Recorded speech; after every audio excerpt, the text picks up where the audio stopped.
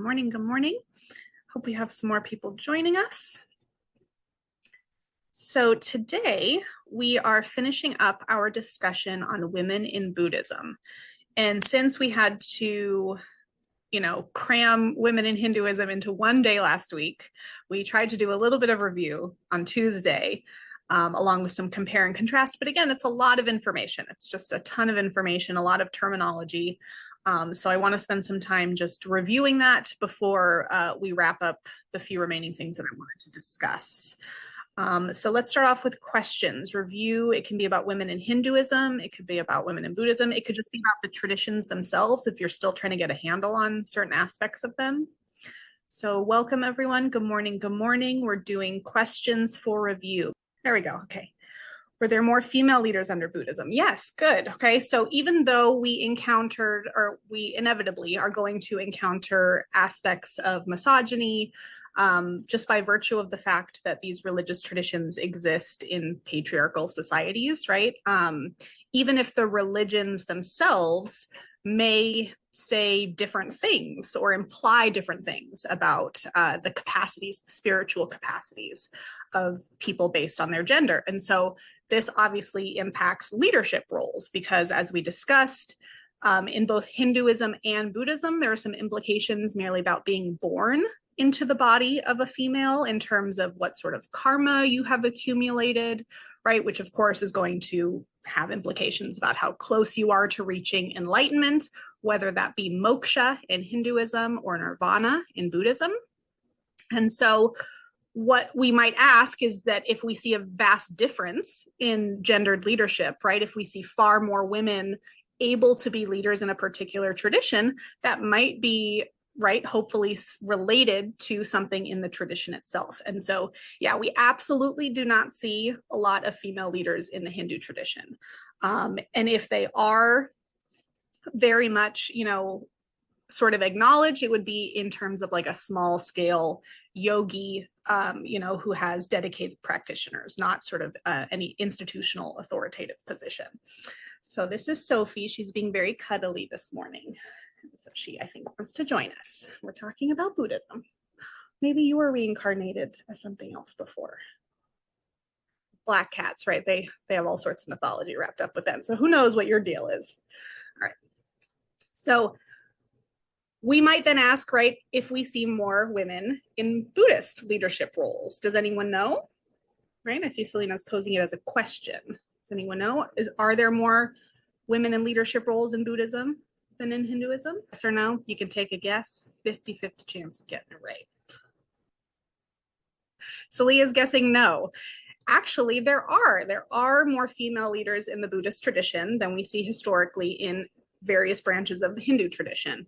And that could potentially be due to the fact that there, again, one of the major differences between Hinduism and Buddhism is that Buddhism rejects the caste system. Okay, so the caste system in Hindu metaphysics, right, was all tied up with your soul and which forces were ruling over it, which again would determine what caste you were born into in the next life. Obviously, certain forces are going to be associated with good karma, other forces with bad karma.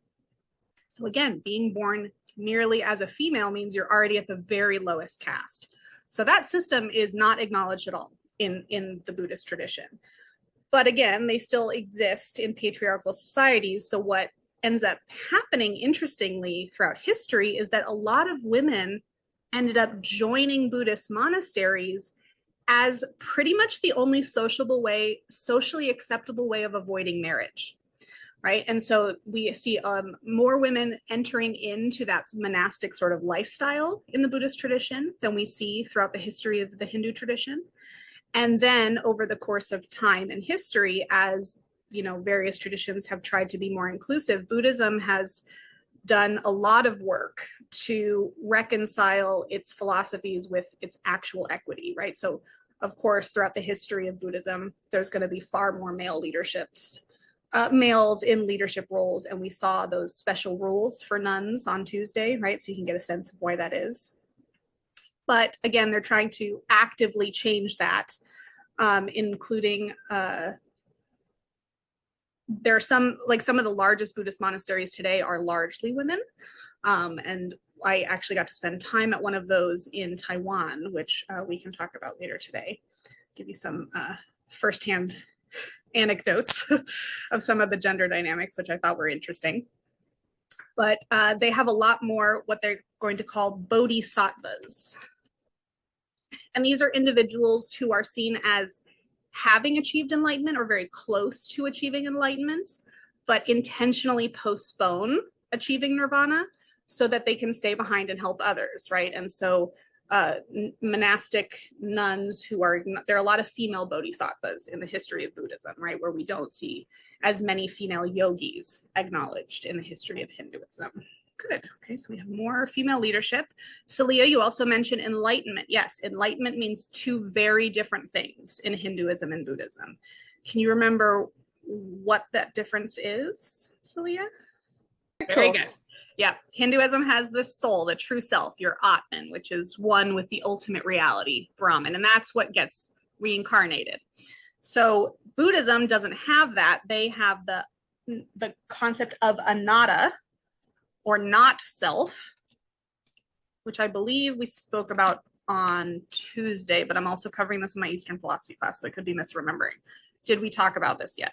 As an alternative to the concept of Atman, right? Siddhartha Gautama was an empiricist, meaning his theory of knowledge, right? We can only learn things based on our experience. So when he achieved enlightenment, part of his experience was confronting what he considered to be the illusion of Atman, right? So, taking this whole idea from Hinduism that, we stay in samsara because we are attached to things that are temporary. Buddhism comes in and says, yeah, the biggest thing that you're attached to is this notion of a soul.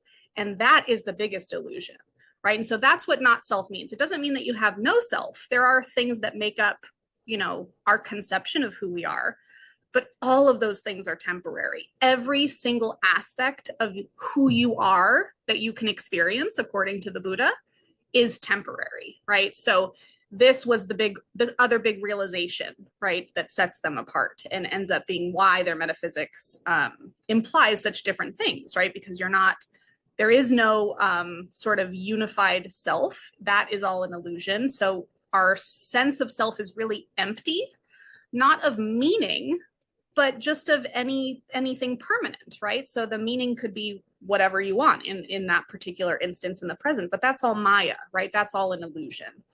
And so this has allowed for there to be a lot more equality in the Buddhist tradition.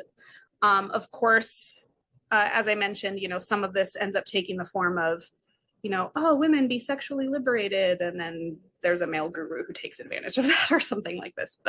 And there have been lots of instances of sexual exploitation in monasteries as well. But on the whole, this philosophy of not self, or an emptiness of the true self, lends itself to a very inclusive view, not just in terms of gender, but also in terms of sexuality, right? So I wanted to read something to you, since our book Sophie-HER doesn't specifically get into LGBT issues as much, right? So at the much publicized first Buddhist lesbian wedding, reporters asked the bhikkhuni, which is another word for a modern day bodhisattva, so a nun who has achieved that very, very high status, why she would support same-sex couples. And she replied, rather nonchalantly, all beings are equal. Love and sex are part of what the Buddha considered blind animal instincts. They cannot be said to be holy or sinful. So even the notion of morality here ends up taking on a sort of emptiness, right? It's that we can't ascribe moral judgments to every aspect of life. Some things are beyond those sorts of judgments, right? And again, according to their experience, they viewed love and sex as part of these instincts. In a few other articles, she further notes that the heterosexual majority often judges sexual minorities to be abnormal.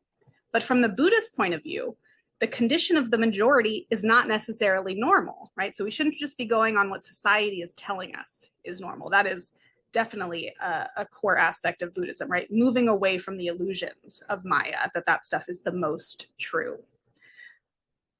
Rather, Buddhism would only judge desires to be abnormal when those desires are enacted in ways that would hurt others, such as sexual assault, sexual harassment, pedophilia, and so on. Other activists, and eventually the most recent Dalai Lama, have also stated that the Buddhist teachings don't oppose homosexuality and only say that our sexual activity should not harm others. So again, in the Buddhist categorization, animal instincts are morally neutral and cannot be judged as good or bad, unless, again, anything that harms another person can be judged as good or bad, but that need not necessarily be correlated to sexual activity. So what do we think about this? What do you think about this emptiness of self to start off with? Do you agree? Is there nothing about you that is permanent, that persists through time? It's sort of a radical idea in and of itself, no? If you were to like look at a baby picture of yourself, would you be able to find anything that you still have that you could point to in your person that persisted from when you were that age that's still the same, or has everything about you changed? And if so, are you the same person? Yes, the eyes. Yeah, I mean, but some people's eyes do change, right? Some people's eyes their color changes. I mean, I think literally the material, yeah, the makeup of our eyes will change over time, like the cells, right, generated. Our DNA, Abigail sent that as a direct message, but that's a good idea, right? Our DNA is the same. Does anyone know, does anything in our environment affect our DNA? Lots of stuff affects our DNA, right? Not just what we consume, especially there's a lot of products, I'm just gonna use that word, that have things like human growth hormones in them, right? There's lots of things that can affect us on a chemical level. I'm pretty sure getting pregnant and having a kid changes like the makeup of your cells and your brain and a lot of different things, right? Yeah, it totally does, right? I've heard some really interesting things about, even just the biological changes that happen with professional athletes, right? Just the constant like contact to the same parts of the body, like your bones reshape themselves to absorb, like it's just really fascinating how the body adapts and changes over time. So I think it would be difficult to point to something like a thing and say that is exactly the same thing that existed at this earlier point in time. And again, even if we want to say the eye, the physical components of your eye, those cells, they change, right? Like all of the cells in our body are constantly, right, decaying and regenerating. If my someone in an anatomy class correct me, all right, my basic understanding suggests that is the case. So it would be hard to point to just one thing and say, yeah, that's like every single cell of your skin is different, right? All your hair is different. Everything is different. So that is the question then. If we can't find one particular thing, and yes, people want to say the soul, but again, for the Buddha, he needs to experience this. And when he looked inward, he only experienced things that were temporary. Okay? And he calls those things the 5 skandhas, which is not super important, but if you're interested, they sort of map on to the 5 senses, and then it sort of describes how those result in consciousness. But the idea is that, again, after your physical body disintegrates upon physical death, then so does everything that was the result of that physical body, right? Including the self, right? So hence the not self. It's not permanent, right? So we shouldn't talk about it we shouldn't possess things, we shouldn't attach ourselves to these things, right? So taking that notion of detachment in Hinduism and expanding it to include primarily this notion that we are attached to a permanent sense of self. And again, this is really going to have ramifications in terms of gender, right? Because on the one hand, we would think that if we're truly supposed to practice detachment from our gender, then what is the point of having all of these rules for monks? And like that seems to be very attached to gender. What do you make of this? What are your thoughts? Share a link to some photos from my time at Foguangshan in Taiwan, which is one of the largest Buddhist monasteries in the world, and has the largest body of practicing nuns on the premises. But it's fascinating. It's still very gender segregated. If you want, I can go through some of the examples of that, but I would love to hear questions. So I'm going to share my screen. And I'm going to talk a little bit about some examples. Oh, that's cool. Okay, so this picture that I'm showing you is something that is done before every activity or event that happens throughout the day at the monastery. And the monasteries are very scheduled. So we were there as visitors. We obviously weren't doing the full level of dedicated work that one would do if they were actually, had taken the rights and dedicated themselves to the practice. But since we are not ordained, right, we had, much more luxurious residential situations, like they wouldn't have air conditioning or anything to help with that, whereas we did. I think they were saying that they don't even have like mattresses that they sleep on, like bamboo mats, which is also a cultural thing, right? So a lot of people don't sleep on mattresses in many parts of the world.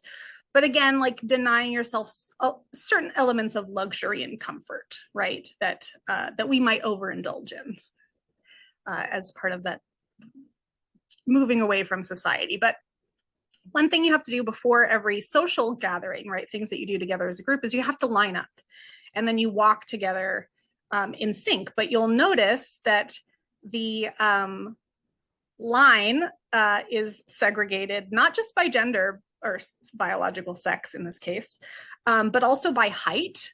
So they were saying that this was aesthetically pleasing, right? Pleasing to the eye, that you have the tallest people in front.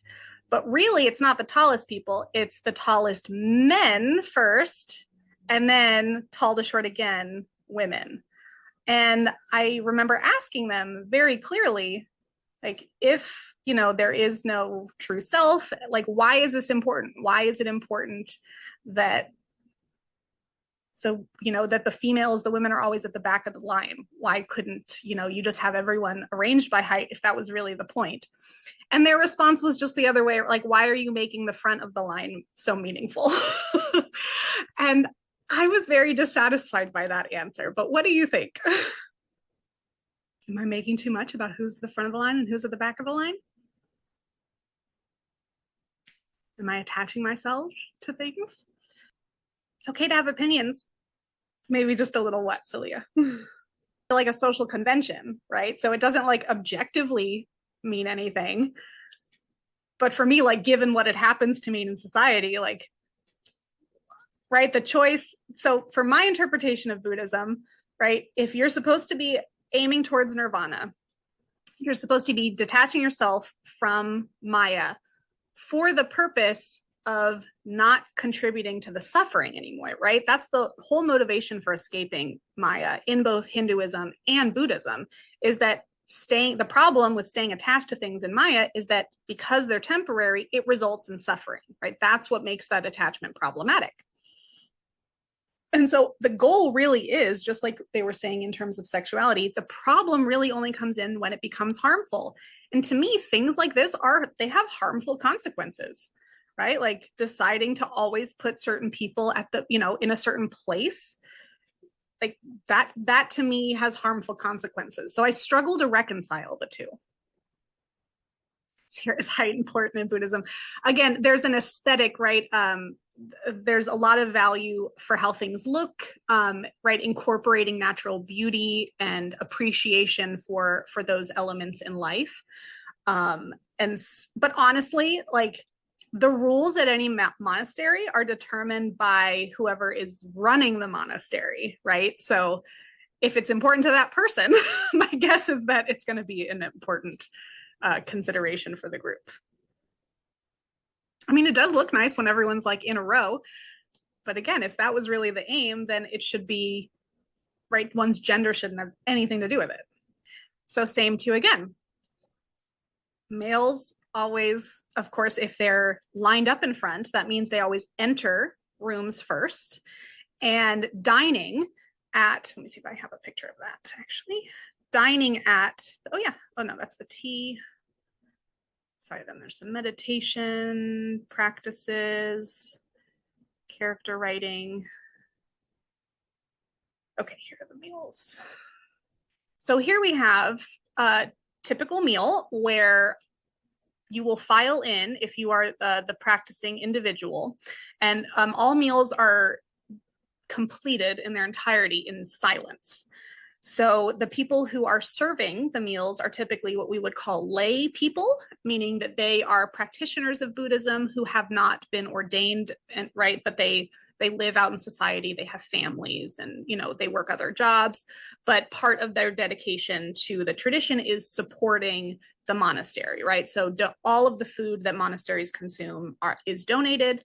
It's in this case all vegan, right? Because understanding animals is part of that cycle of samsara, right? So not wanting to contribute anymore to the suffering of animals, right? So all of this food is prepared and served by non-ordained lay people, right? Lay Buddhist practitioners. And you will see here that again, certain people are going to be served first, and all of it is dictated. There's where you place the bowls tells the servers if you want some of that particular item, and then if you want more of that particular item. And you're obligated to consume everything that is placed on your plate so as not to waste anything.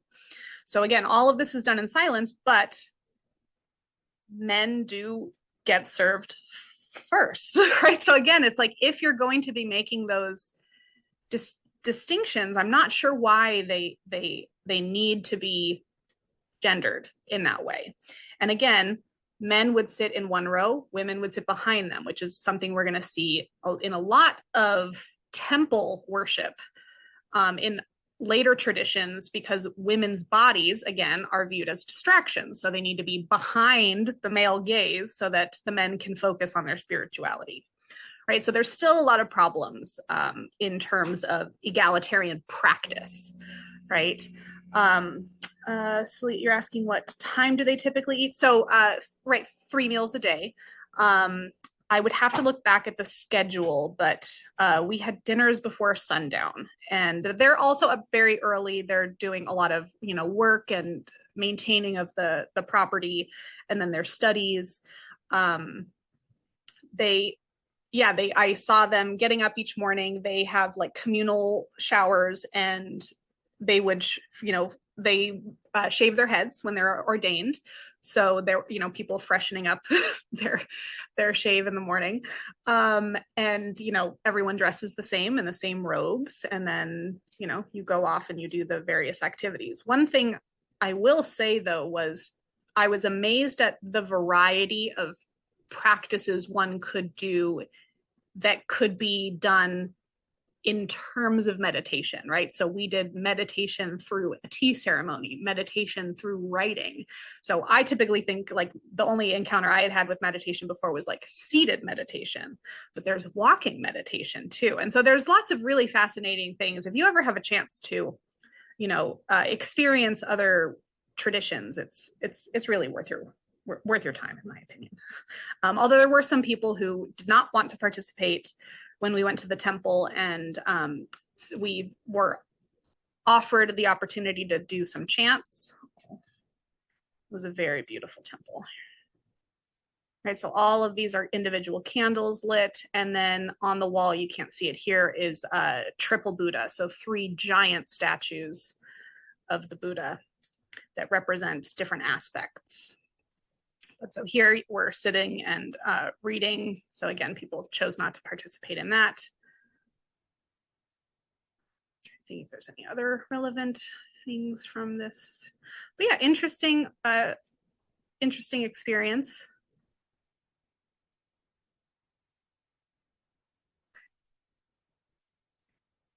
You've done the chant-slate. What did you think of them?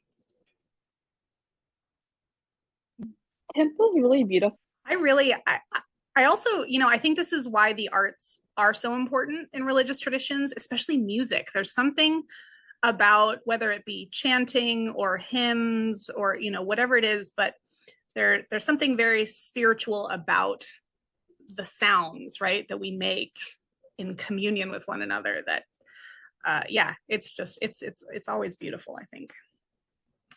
Okay, so other questions about the difference between segregation in practice versus the theory of emptiness of the not self. Again, it's not necessarily something that they've drawn a clear resolution to. One of the other interesting things is, I think I mentioned this on Tuesday, in one of the later branches of Buddhism, Pure Land Buddhism, right? The idea is that you want to actually be reborn in a particular heavenly realm known as the Pure Land. Does anyone remember what you have to do to be reborn there? And technically, Fo Guangshan is part of that branch of Pure Land Buddhism. I asked them about this. What do you have to do if you are currently in a female form and you want to be reborn into the Pure Land? What do you have to do? Are women reborn in the Pure Land?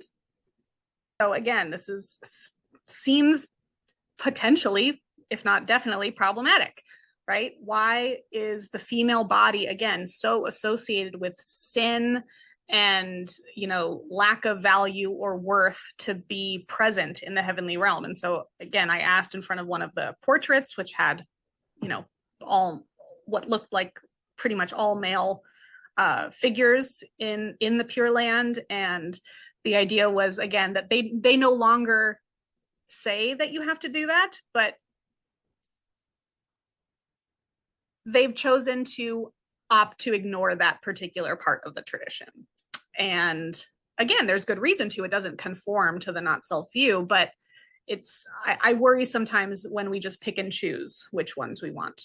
I feel like we need to have more consistent application of that reasoning. So if it's okay to be born in the Pure Land as a woman, why are we still doing this gender segregation here and the now, right? Again, they too still follow those extra rules for nuns than there are for monks. So still not seeing total egalitarian practice in person. Other thoughts? Oh, Ryan, your dad used to be not a Buddhist anymore? Christian now, yeah. So this is one of the other things about Eastern traditions. And I bet earlier on, Ryan, your dad probably didn't feel like he had to choose between two. In the West, people tend to view religion as very binary, like you're one thing or you're something else. Whereas Eastern philosophies and religious traditions are seen as much more inclusive, meaning they see themselves as working together, right? So someone could practice Confucian rituals, at home on a daily basis, but their family could have Buddhist funeral rituals.